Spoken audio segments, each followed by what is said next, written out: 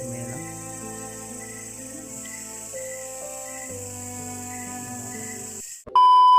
So yun, isang mapagpalang gabi sa inyong lahat dyan mga tol, mga minamahal nating taga-suporta, mga celeb viewers. So mega love shoutout po sa inyong lahat dyan, lalo na sa lahat ng mga celeb viewers natin na hindi nagsasawa na suportahan kami tol sa aming mga bawat upload na video. So sa gabi na ito tol ay nagpapahinga po kami, kasama namin si Brad Dib, si Jenry at ang kanyang anak. Ang problema namin mga tol ay si Brad Carlos o si Buddy Carlos ay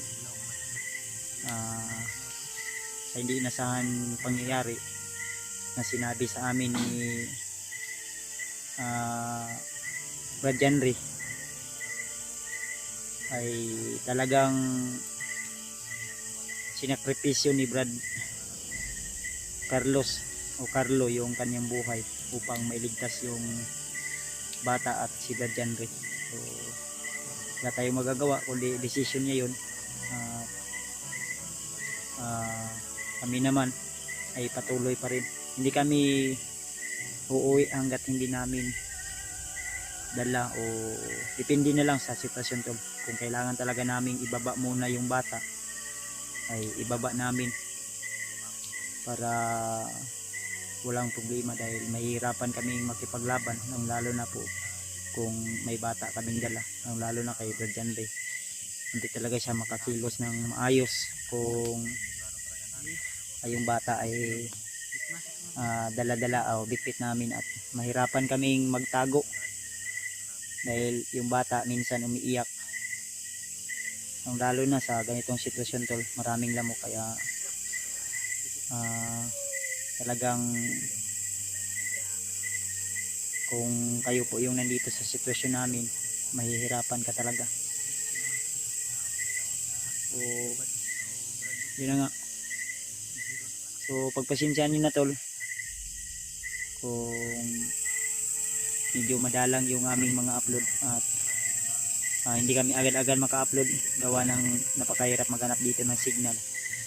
So abangan nyo lang po yung mga karugtong o update namin sa area tol, kung saan kami ngayon o yung susunod naming mga upload na video. Abangan nyo sana, tangkilikin nyo po bawat upload namin, kung sino man yung unang maka-upload, si Brad Dave man, si Brad Jenry man, sana ay panoorin nyo rin yung video ko.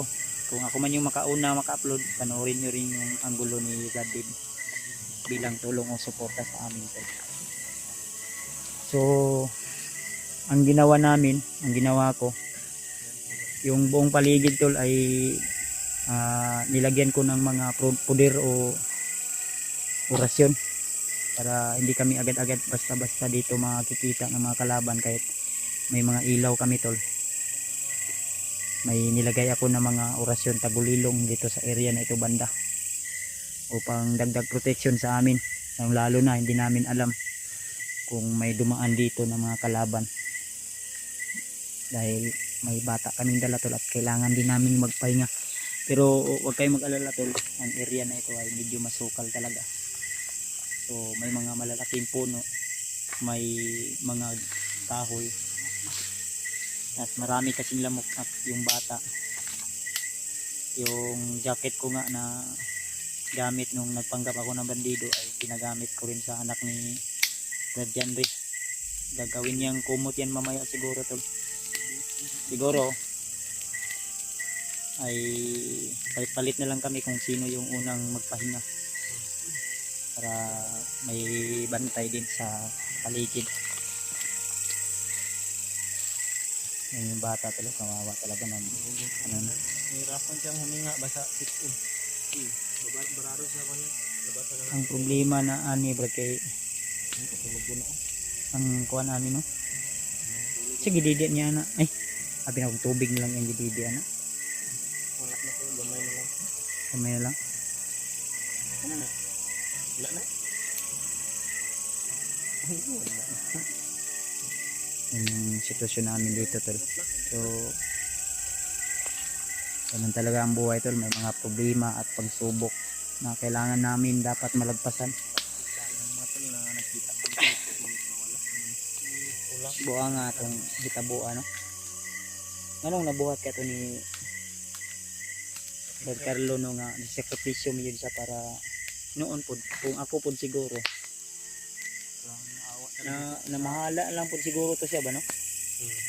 Di, Lagi ako talaga ramdam ko talaga yung sincero ni Brad Carlo. Lalo na pag talaga sa Brad. parang inosente ba Talaga sa Di ba? bago ba? Dapat sa kasi may isang salita talaga si may time talaga tol na nag-usap kami ni Brad Carlo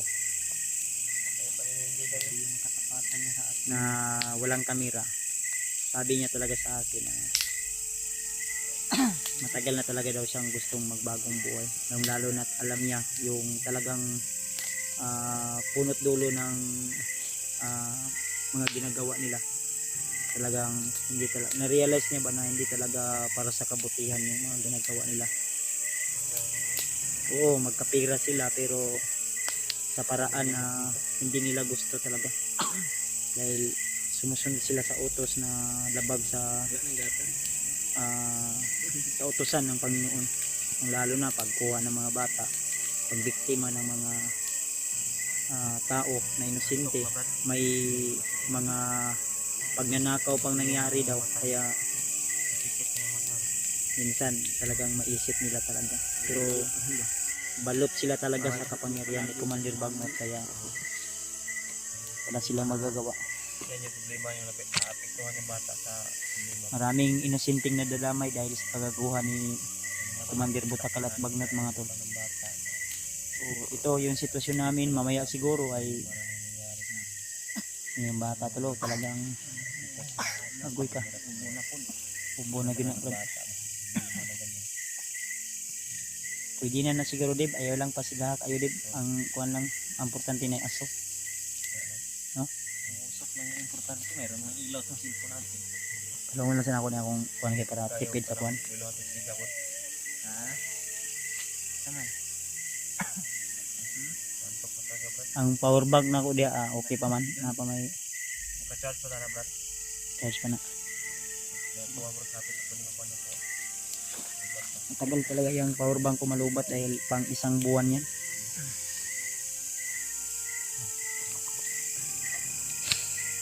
Yun. So, yung kinain namin kanina ay isang tinapay lang kami ni Brad Janre, Brad Dip, at yung bata yung inuna namin talaga. Yung bata talaga. Sa pangalan na ni Brad? Zion?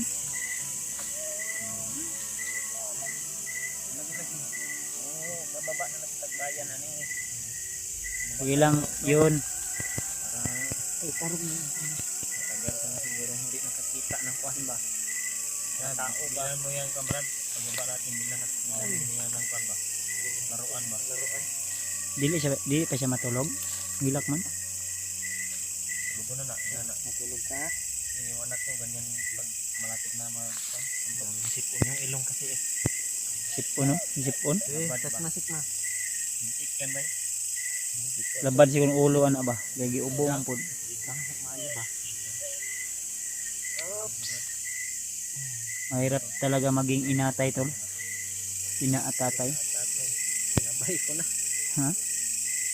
Ilang Brad, anam yun katuda yung sitwasyon sa pagkuha ni Brad Dave guys. Grabe po damong sakripisyo ato. Yun. So, sa kaluoy sa Ginoo. Ang asawa ko po kunara talaga ni Bagnot. Sa pinakamahirap na sitwasyon. Igangaling mo ay talaga magtagumpay ang kasamaan sa kabutihan bro. Ang laging nasa mindset natin bro. Kasamaan ay talaga man ay Katulugan lang sa pagkuha lang ang sayang na kuan na uyunan sa iyang kuan. Kaya imo nang igda di ama kuan mo po na. mananap ba? Lami ang tatog. Yan. Duyan ang problema kaya ang akong duyan nabilin mo itong last kuan na mo ni Did atong kuan. Kung ayaw lang kami. Nan lang kaana sa tao. Minit Nan hawak papa. katugo na ba? Brad, Brad ba si mahulog brad ha? Anaan lang brad oh. Ana ba kamot. laylay ba? Laylay lang. Oops.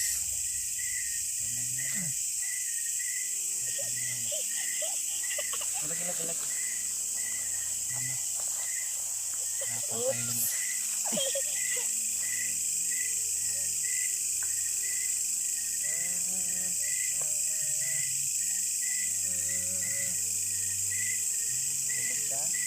Ano sa ginawa ko ano?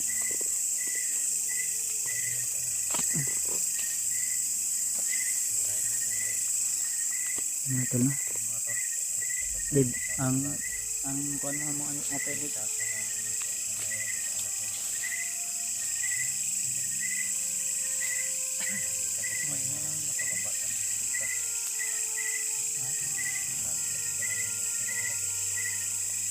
Terus abot kasi ng anak din.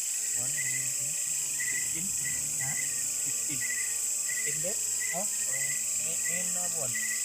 Karo 50? Ito kapit na rin.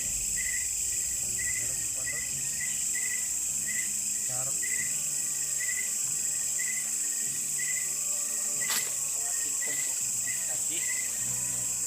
Lah.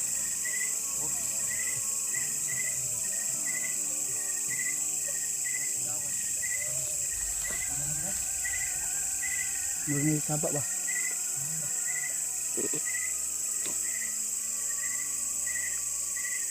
Pero may humingi ng tulong. Iwan ko kung narinig ng cellphone namin to pero ha? Nara ako sa nikon akong bago.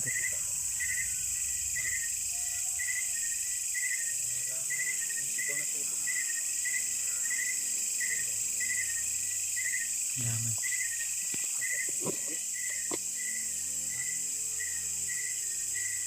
Apa na? Eh, mo. Ha? Nakita? Ito.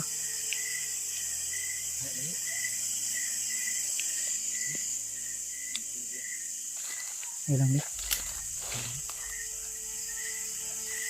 Nakita sa kamera.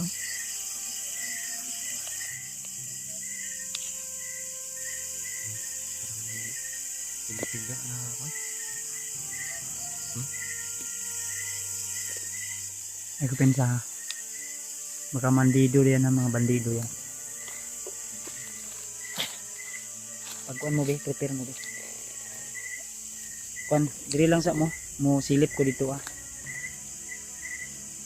Palihog ko kuhan dit. Ayaw mo kabalaka dit kay nagkuhan mo ko diri mga orasyon dit. Dita basta di. Ayaw lang sa silipon ako ito.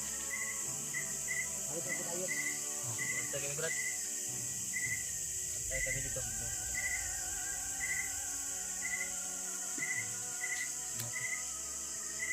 Pag narinig banda doon na sumisigaw.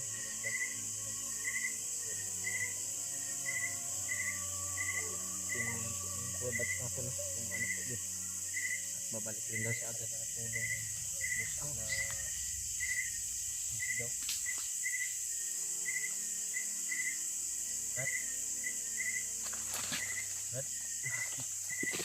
Ang boses ni Carlos.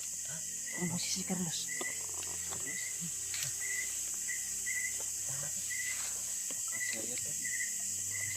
Ngayon nagkuhan na rahan na, nag-ispat sa unahan na. Ito, dulo natin ito gamay daw.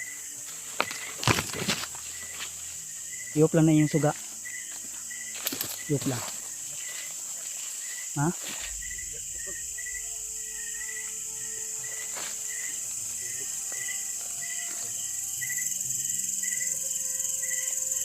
Iyop lang. Iyop ang mungkuhan bro. Iyop ang mungkuhan bro. Natulog? Nalagyo.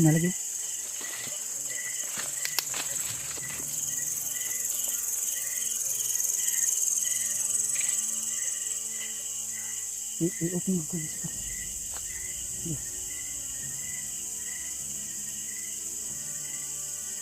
Layo-layo pa ni. Nasa unahan naman.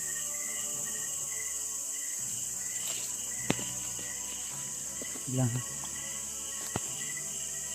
Lagi. May mga ispat sa unahan.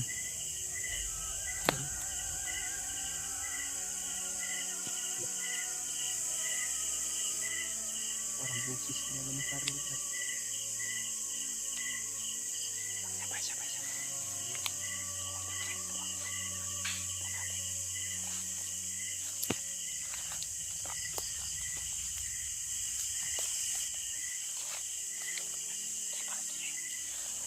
Until lalapitan namin konti ito. Ano ba ispat rin yun? Ispat rin.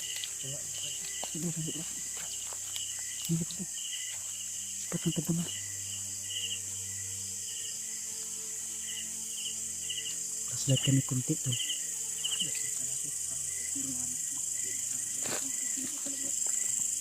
May bihag sila para mga bandida ito. Layo pa no?